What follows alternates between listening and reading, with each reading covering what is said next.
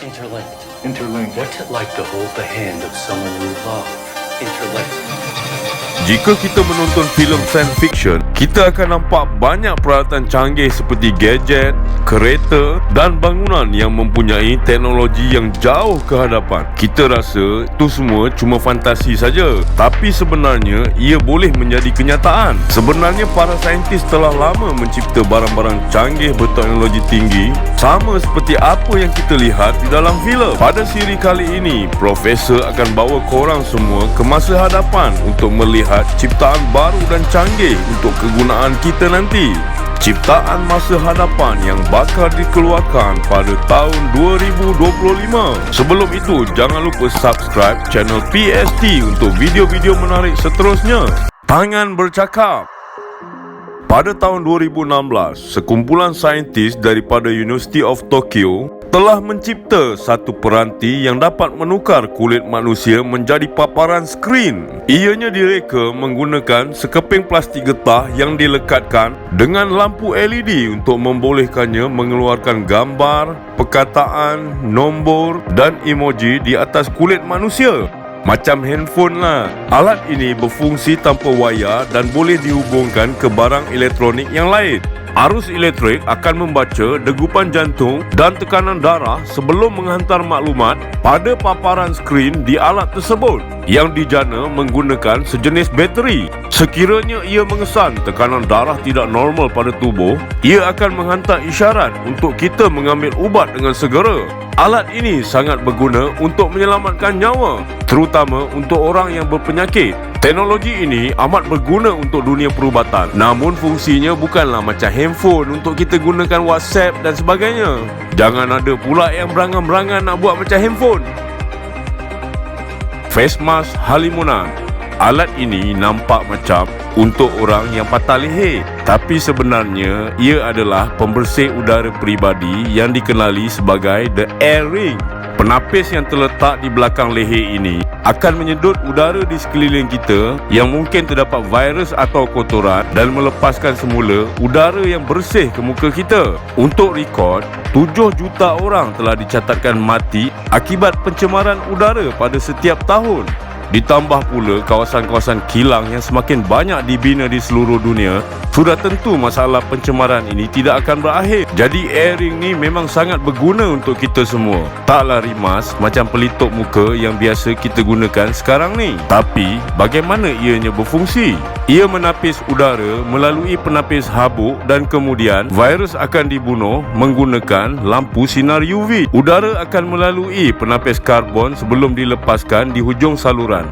Alat ini boleh dipasang dengan pelbagai jenis skrin pelitup muka. Ada yang boleh menutup seluruh muka, ada yang tutup mulut dan hidung saja. Tak nak pasang apa-apa pun boleh. Yang jenis macam telekung pun ada. Selain bagus untuk kesihatan, rekaannya memang sangat canggih. Ditambah zaman Covid ni, kalau pakai pelitup muka biasa macam tak bergaya. Yang ni memang best. Kryptite Sneaker. Kasut ni nampak macam kasut getah yang dijual di kedai RM2. Tapi bukan. Kasut ni dikenali sebagai Kryptite Sneaker daripada syarikat Sintratech. Ia dibuat melalui 3D printer dengan hanya menggunakan sejenis bahan sahaja, iaitu sejenis polimer istimewa yang dipanggil TPE elastomer. Bahan ini boleh menebal dan menipis mengikut reka bentuk kasut, membuatkannya mudah lentur sekaligus memberi keselesaan kepada pemakainya. Oleh kerana kasut ini hanya memerlukan satu bahan sahaja,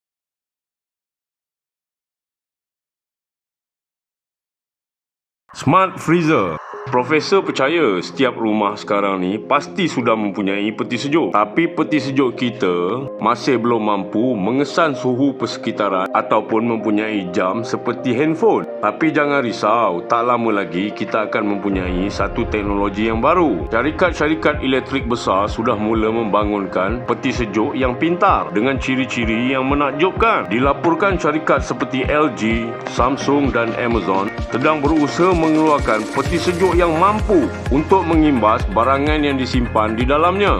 Peti sejuk yang baru ini akan memiliki paparan touchscreen di hadapannya yang akan memberitahu kita jumlah makanan yang tinggal di dalam peti sejuk. Tak payah buka pintu peti sejuk pun dah tahu berapa stok di dalam. Ia juga mampu mengesyorkan resepi apa yang boleh kita masak berdasarkan stok yang tinggal di dalam peti sejuk.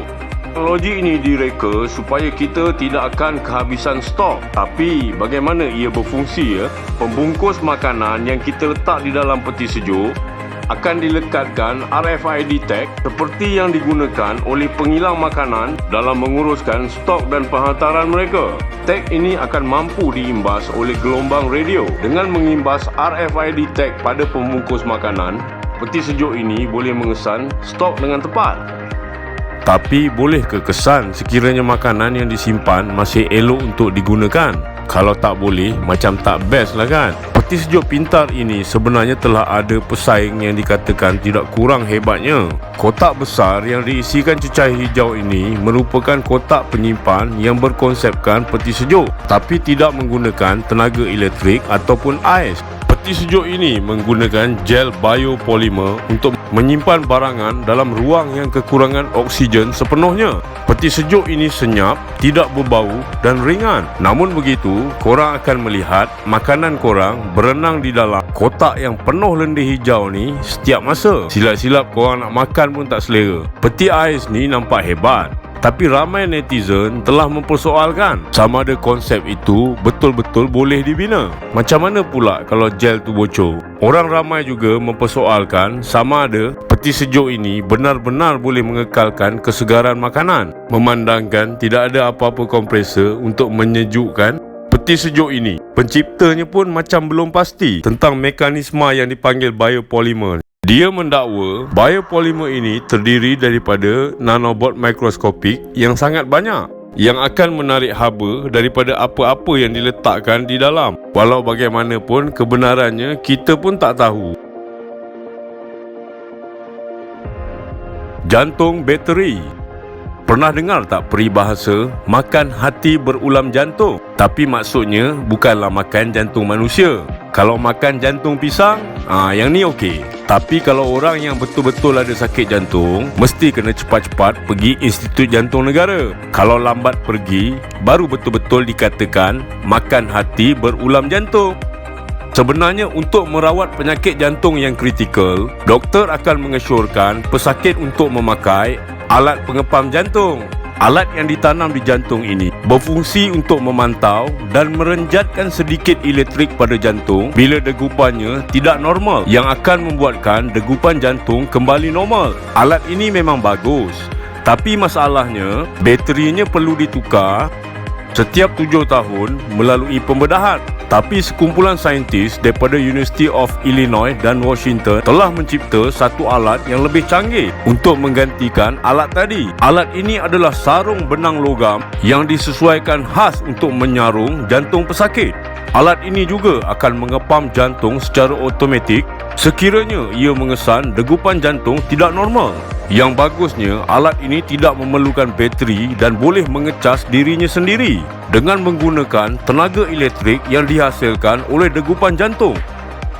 Mereka menggunakan chip zirconet titanate yang mempunyai kualiti yang baik untuk menghasilkan renjatan elektrik berskala kecil setiap kali otot jantung bergerak. Tenaga inilah yang akan disimpan di dalam satu bateri kecil yang akan digunakan untuk mengepam jantung dan juga fungsi-fungsinya yang lain. Data-data ini akan dihantarkan ke smartphone yang akan memaparkan tahap metabolisme, pH dalam darah dan juga suhu badan pesakit. Ini memudahkan untuk kita mengetahui tahap kesihatan jantung kita jauh sebelum kita diserang serangan jantung mengejut. Malangnya, teknologi ini masih masih lagi di dalam perancangan dan memerlukan 15 tahun lagi untuk disiapkan. Harap-harap sempatlah kita merasa nak gunakan alat ni. Jaga makan, bos.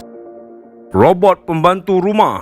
Khidmat pembantu rumah merupakan keperluan yang sangat penting pada masa kini. Bayangkan ibu bapa yang terpaksa bekerja daripada pagi hingga ke malam. Hari Minggu sudah tentu masa untuk berehat. Jadi bila pula masa nak kemas rumah? Pada tahun 2021, Elon Musk dan Tesla mengumumkan satu rekaan yang dinamakan Optimus, robot berbentuk manusia yang direka untuk membuat kerja-kerja yang manusia tak suka nak buat. Musk mengatakan sepatutnya robotlah yang membuang sampah dan menyapu lantai rumah sebelum tahun 2027. Harga jualannya dijangkakan $20,000 untuk satu unit. Ini satu berita baik. Bagaimanapun, Persatuan Netizen Sedunia mengatakan Elon Musk ni cakap kosong saja. Memandangkan sudah tahun 2023 ni pun Optimus berjalan pun masih lagi terkengkang-kengkang, macam dia baru lepas bersunat. Sesetengah pakar mengatakan ia memerlukan masa puluhan tahun lagi untuk siap. Tak kiralah bila projek Tesla ni akan siap,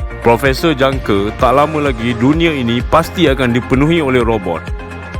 Macam dalam filem iRobot, tapi sekiranya betul berlaku, mau ke kita kalau robot tinggal dalam rumah kita? Robot kecil ni pula dipanggil CB2, robot yang direka untuk meniru pergerakan fizikal dan mental kanak-kanak berusia 2 tahun. Robot setinggi 4 kaki dengan rupa yang menakutkan ini direka untuk melihat adakah ia mampu mengembangkan kemahiran sosial dengan berinteraksi dengan manusia. Ia menggunakan prosesor yang sophisticated untuk merekod dan menganalisa data. Terdapat 197 sensor di bawah kulitnya untuk mengesan sentuhan dan kamera mata untuk merekod dan memahami tindak balas muka manusia. Sejak dibuat pada tahun 2007, CB2 dilaporkan telah mula belajar untuk berjalan dan memahami sifat manusia dan sudah mula bertindak balas ketika berkomunikasi dengan manusia. Bukan itu saja, penciptanya percaya robot itu sudah boleh mula belajar bercakap dengan perkataan pendek menggunakan pita suara buatan yang telah dipasang padanya. Ciptaan ni memang hebat, tapi macam yang Profesor cakap tadi, walau sehebat mana pun robot ni, Profesor dah tentu tak mahukannya berada dalam rumah Profesor. Kalau dia panggil Profesor Papa, Profesor akan buang dia keluar. Contact lens Robocop. Masa Profesor sekolah dulu, Profesor pakai cermin mata, tapi tak rabun pun sebenarnya. Saja nak buat muka macam kaki study ataupun orang bijak. Tapi ciptaan kali ini tak ada kaitan pun dengan cermin mata. Ianya cerita pasal contact lens. Pada tahun 2019, sekumpulan saintis daripada University of California telah mencipta sejenis contact lens yang boleh di zoom bila kita berkelip 2 kali. Sebenarnya apabila kita melihat ke atas, ke bawah ataupun berkelip, mata kita akan mengeluarkan isyarat elektrik yang unik. Contact lens ini direka memiliki elektrod yang akan menangkap dan bertindak balas terhadap isyarat elektrik yang dikeluarkan oleh pergerakan mata tadi. Dan contact lens yang direka menggunakan polimer ini akan mengembang apabila terkena tenaga elektrik. Apabila mata berkelip 2 kali, polimer contact lens itu akan mengubah bentuk menjadi besar dan membuatkan objek yang dilihat oleh pemakai menjadi 32% lebih besar. Walaupun contact lens ini telah siap direka, namun para saintis sedang mencuba untuk memperbaiki ciptaan itu dengan menukarkan bahan yang digunakan daripada polimer kepada gas permeable plastik, iaitu bahan yang digunakan untuk membuat contact lens yang biasa kita pakai pada hari ini. Seperti yang diketahui, bahan ini membolehkan oksigen untuk sampai pada bola mata, membuatkan kita boleh memakainya dalam tempoh masa yang lama tanpa meletihkan mata. Contact lens yang baru dicipta ini mempunyai banyak fungsi dan dijangka akan menjadi produk yang sangat berguna dalam tempoh beberapa tahun lagi sebelum ia benar-benar dipasarkan. Sementara belum keluar tu, makcik ni terpaksalah kecilkan mata nak tengok telefon.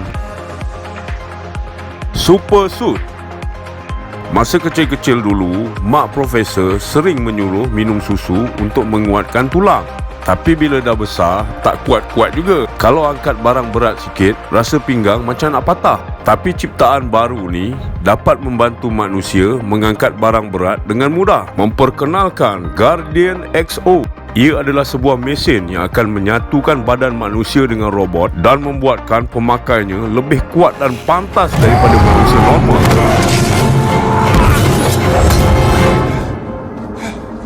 What am I? Can I help you, sir? Menggunakan kuasa bateri yang boleh dicas, ia membolehkan pemakainya mengangkat barang seberat 90 kg dengan mudah. Tapi tak bolehlah sampai nak angkat kereta ataupun terjun bangunan. Itu menempah maut namanya. Kalau nak mesin yang macam tu, kena tunggu lagi lah. Mesin ini berfungsi menggunakan motor elektrik yang disambungkan kepada 120 sensor badan yang sangat tepat, yang membolehkan pemakainya senang-senang mengangkat peti sejuk, sofa ataupun anak lembu. Mesin ini sudah boleh dimiliki dengan kos $100,000 setahun untuk sewaan. Mahal kan? Terdapat satu lagi mesin exoskeleton yang direka khas untuk orang kurang upaya, tapi untuk bahagian pinggang dan ke bawah saja. Mesin ini dipanggil Rewalk dan ia dapat membantu orang yang lumpuh separuh badan untuk berdiri, berjalan ataupun menaiki tangga. Mesin ini berfungsi menggunakan 4 motor yang berkuasa tinggi di bahagian pinggul dan lutut yang akan diaktifkan apabila penggunanya menggerakkan bahagian atas badan mengikut arah yang dikehendaki. Ia berharga $85,000 seunit, namun pengilangnya sudah mula bekerjasama dengan syarikat insurans untuk dimasukkan di dalam pelan pelindungan insurans.